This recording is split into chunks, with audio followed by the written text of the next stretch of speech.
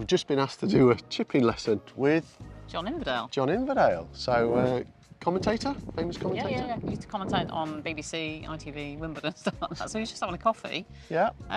So I don't know quite what happened really, but I just said, could we grab a quick interview? And he said something about his chipping, not great. So I just volunteered you for a chipping. For a chipping lesson. Let's give John Inverdale a chipping lesson, see if we can help him.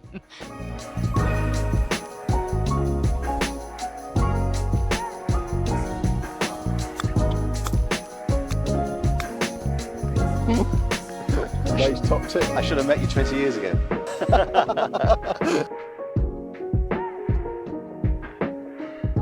So you're struggling a little bit with your chipping? Well, I mean, actually, it's been all right, but it's the area that you always, especially on this. Unbelievably. You've got nothing to play with. You know, I mean, you've got to get it up and stop like instantly. So a strange question coming from me as a golf coach. Imagine if I was a complete beginner. Yeah. I don't know anything about playing this shot. Can you give me any hints and tips that might help me as a beginner?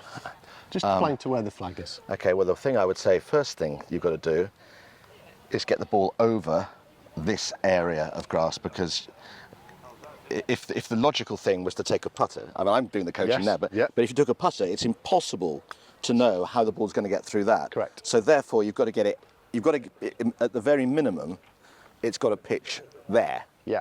So we have to take this out of the equation then, this first bit. Yeah. Okay, perfect. And are we looking to hit this in the air, or would an easier shot be to run it along the floor? And I think for me, an easier shot is to sort of pitch it on the green, and then run it towards the pin, because the problem with pitching it airborne is stopping it, and then there's always the risk of either just leaving it short and it just stops, or going too far and it just keeps running. So we're not a mile away from the pin, and I totally agree that the best shot is to land it short and roll it up. What club would you choose from here then? Well, I would actually choose a pitching wedge. Love it. So can you just show us how you would play this shot? Okay. On a scale of 1 to 10, if 10's the tightest you could hold your club under pressure with a chip shot, what score would you give your grip tension normally? I'd probably say 6, 7. 6 or 7. So I would say that that's too many. Yeah. Let's just have a go, maybe feeling more like a 5 rather than a 6 or a 7, and let's just see what happens. And I'm just going to show you how we can set up differently. Conventionally, everybody would say that you've got to lean with the slope. Yeah. Now, if I was walking along the slope like this, would I walk like this, or would I walk more upright? Upright. So if we're thinking of our spine angle, for this particular type of shot, it's not a bad idea to get the spine angle nice and straight. So what you might find now is my left knee's bent and my right knee's straightened to compensate for the slope. But now I'm more in balance. Rather than setting this way, where we've got extra loft, using the pitching wedge, I like the loft of that, but if we keep it more centred, and then from here we can play that simple chipping stroke, hit that a bit hard, but we can play that simple chipping stroke, that's going to make this more predictable. So the more we're here, the more variables there are. So your centre of gravity now is nice and straight. So what's naturally happened, your left leg's bent to compensate for the slope, your right leg's straightened. So now try and feel that your weight stays nice and even, so it doesn't feel like it's going to move backwards. You've got less loft on the club now, which means it's going to run out. Once we've hit a few, let's try a few of these. Yeah. So just keeping the weight, that's it, so your spine's nice and straight. Good. Superb. Now, how's your balance? Fine. Perfect. Yeah. So if you now put your weight on your back foot, now, would you say it's compromised? Yeah. Let's now think, so all we've done there is really thought about the setup. Let's now think about the technique. Yeah. Would you say that you're favouring a chipping technique or more of a putting style technique? I think more of a putting style technique. Perfect. So just one more change. That setup, let's just see if we can get ourselves a little bit taller on the shot to make the club a bit more upright. Yep. So the further we are away, generally the more rounded the stroke becomes. Yep. So being a little bit closer, so the shaft of the club's, that's it, so you feel nice and tall. Yeah. Yep. That's it. And now let's just think of it as a putting technique. Nice and smooth. Brilliant. Brilliant. I was slightly tempted to change it to a 9-iron. Let's just try it. Technique. Just slightly quit on it. Yeah, I did quit on it, yeah. Lovely.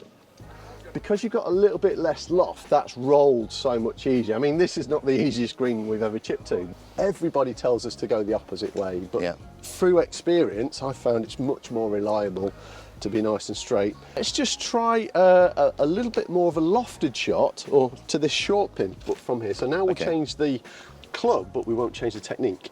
Yeah, let's do it as you would have done it before. Okay, we even met. So we've literally just met today. Yeah, we have literally. So I would do this. Yeah. So you've opened up the face a little bit, opened up the stance. Yeah. Okay. So you've played that really, really well. Yeah.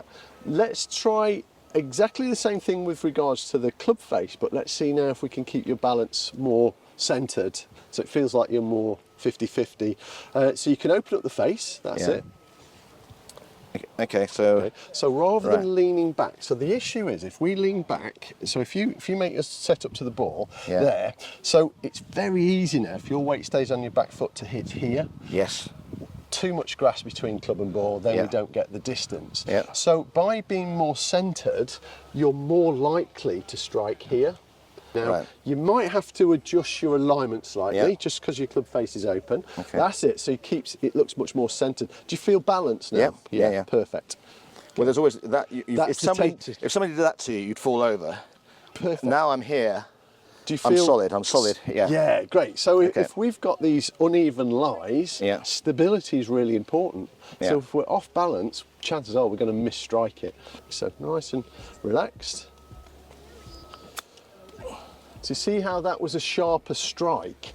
You caught a little bit closer to the ball, you got a bit more elevation and it stopped quite quickly. And all we've changed is the setup. So your technique, your chipping technique was actually fine, you were just off balance, making it more difficult. In situations like this, do you think it's in the middle? Centre. So again, if we think of the logic, we want the golf ball to go high, and if we put the ball back in the stance, it's got the potential to go low.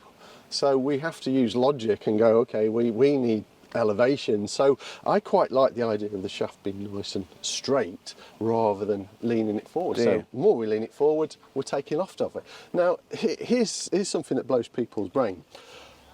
1 second on a clock face is 6 degrees. So if we push the shaft forward 1 second, we've potentially altered that by 6 degrees of loft. So now we're going to have to make another compensation somewhere. So what we're trying to do is just keep things much more even. Trust, so that the loft built into your club was designed like that in the factory. It wasn't really designed with angles. So yes, we can open the club face to add loft, but if we start pushing the shaft forward, we're changing the loft again. It's again more variable. So I love the fact, so an uneven lie downhill, I look nice and stable. Yeah, so everybody goes this way, so put the ball back here. Now I've taken all the loft off the club, so how can I get the thing airborne if I've de-lofted it? So we're here, so on a downhill now, we would just use a little bit more wrist, work the club underneath, but you see even now I'm in perfect balance on a downhill lie because I'm set up perfect. But if I'm here, I've gone. Okay, I'm solid. So you're nice and centered now, perfect. So nice and quite a relaxed grip, about a 5. Yeah, perfect. So again, a really pure strike from there. So what we know in golf, we don't always get those nice lies. No. Now, so we've got quite a lot of grass behind the ball, a little bit of a leaf there, it's gone. So if you leant back, you're more likely to hit here, and then we've got loads of grass between here. So this requires a touch more speed, but the technique's the same. We are going to have grass between club face and balls, nothing you can do about that. You feel rock solid? Yeah. Perfect. So if you're new to the channel, you might want to consider subscribing to it. Remember to click on the like button and press the bell so that you get notifications. And if you want more structured video tutorial content and to be part of the Proper Golfing Academy community, check out propergolfingacademy.com. A little bit of speed, brilliant shot. If we try that shot where you would have done it before, let's see if it's any different. Okay. Yes, I'm doing that. Yeah, now you've added a lot more loft to the golf club than you potentially need. Correct. Because I've had to. Yeah. Okay. So let's just see if the outcome is the same. Might be. There you go. But there's the risk. Yeah. And I didn't do that deliberately. I know you didn't. I know you didn't. Yeah. Because all your weight's back, so Yeah. your centre of gravity is your belly button. The more that's further back, the lower or more behind the strike it is. So if you stick it down again, so I have to do an awful lot more, don't I? If I'm doing that. No, just try it again. No, but if I'm doing that, that's what I'm saying. Then I have to. Everything should feel a bit more. There you go. Yeah. Now people then go, "Oh, my technique's terrible," but your technique's not that bad. It's just that your weight's in the wrong place. So let's there we go. Let's pop it in there. So now we'll go more centred. And you see how much easier it was to strike ball and turf, but also you're not off balance again. No. So the more you're back here, Yeah. the harder and harder that shot becomes. I've been watching guys around here chipping. They're trying to play those elevated shots over the banks. All of them are leaning backwards. Yeah. Most of them are either thinning it or hitting the ground before the ball, or too much loft and they don't get there. Yes. So with these higher shots for you, or certainly on this type of lie, being more balanced makes it a million times easier. There you go. So already, potentially, you could be saving a couple of shots. Could be going on tour. if the hole was there, and so we were chipping downhill, is it the same but in reverse? Yeah. So the only thing that would differ on a downhill lie, so again, everybody would tell you to go lean with the slope. Yeah. So the issue with that, instantly we're off balance. So if I was doing this left-handed, instantly I'm off balance. So what we would do slightly differently now on this downhill chip shot is we would just break the wrist a little bit quicker to make the club go up in the air. But other than that, it stays the same. So it actually becomes really reliable. So if our ball's sitting here, for instance, so everybody will go this way. We sit nice and straight, yeah. But a little bit quicker wrist action. Underneath, it'll just pop underneath it. So again, vital to keep the club nice and level, because now we've got all the loft. Yep. If we push the hands forward, we de-lofted it. Yes, yeah. Okay. But now, that's it. So you're keeping your weight nice and centred. Okay. That's So it. I'm literally just going Up, there. down, that's it. It's nice and steep. And you get underneath it.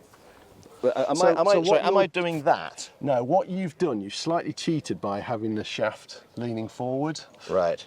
So keep it straight. Okay. So keep it straight. Okay. It's better. So keep it straight. Now you haven't got quite a strong grip. No. So it's up the slope, down the slope, and underneath. What What will actually happen once you've released the club here? You'll start to turn slightly this way. If your body stops completely, this will overtake. Right. But if you just keep momentum going forward, that's it. So your weights move forward. That won't flip quite as much. Okay. So it's basically Up, down. There you go. Lovely. Now look at your balance. Yeah. So your weight's on your Totally. front foot. You're not falling off balance. That's going to go over that little wall very easy. Again, these shots need practicing, don't they? Yeah, We absolutely. all know that. But the thing is, if you practice it wrongly, you get very good. you go down the same rabbit hole. You get very good at doing it wrong. Yeah. And we've seen a lot of people here today. Hopefully everybody's out here to have a lot of fun, but there's certain things I'm seeing as a coach and you're going, oh, if only they knew. Yeah. If only they could just do this. So I think, just doing this video together today, this is going to inspire a lot of golfers to go, hang on a minute. I'm going to deliberately hit it off the green so that I have these shots. So I hope you've enjoyed part one of this 3-part series. In the next video we talk about playing shots off downhill lies and more lofted shots, and in the 3rd part we go through some putting techniques. If you happen to be watching this video after they've all been published, if you click on the link above, you'll be able to watch part 2 and part 3. And if you are looking to elevate your game, remember to check out propergolfing.com. Look forward to seeing you in the next one. Take care, bye.